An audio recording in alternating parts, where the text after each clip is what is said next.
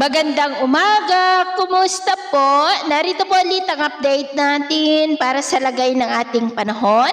Ngayong umaga po ng November 21, 2025. Sa ngayon po ay iba't ibang weather system pa rin ang umiiral dito po sa ating bansa. Amihan at shoreline ang nakakaapekto po sa malaking bahagi ng Luzon at pinakaapektado po ang Northern Luzon. Easterlies naman ang nakakaapekto sa may Visayas at lumalakas na Intertropical Convergence Zone ang nag-extend pa rin dyan sa may Mindanao. At sa susunod po ng mga oras, ngayong weekend ay may nagbabanta po na posibleng low pressure area na mabubuo within that ITZZ. At kung hindi malulusaw ay tatawirin nito ang ating bansa posibleng mula dyan sa may Eastern Visayas o Bicol region.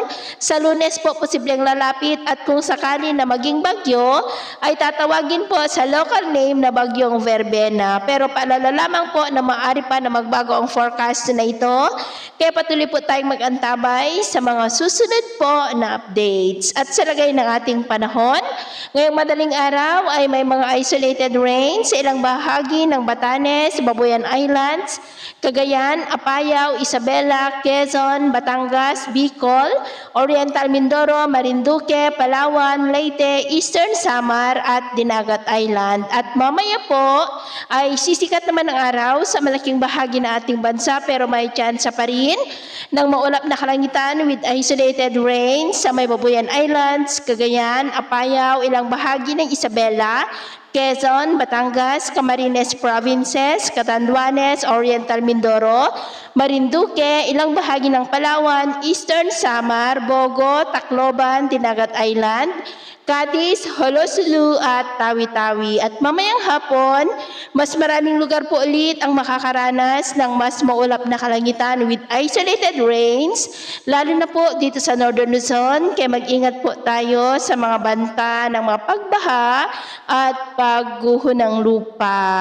Atin naman pong mga baybayin, dahil sa amihan ay maalon po ngayon sa mga baybayin ng kanluran ng Luzon mula Palawan hanggang sa may Batanes, maging po sa silangang baybayin ng ating bansa mula silangang baybayin ng Luzon, ng Northern Samar, seaboard ng Eastern Samar at maging dyan po sa may Dinagat Island seaboard ng mga alon po ay posibleng aabot hanggang sa 2.5 to 5 meters height. Kaya hanggat maaari po ay iwasan na muna natin ang papalaot dyan sa mga may kulay pula para po mas makaiwas sa mga sakunang pangkaragatan.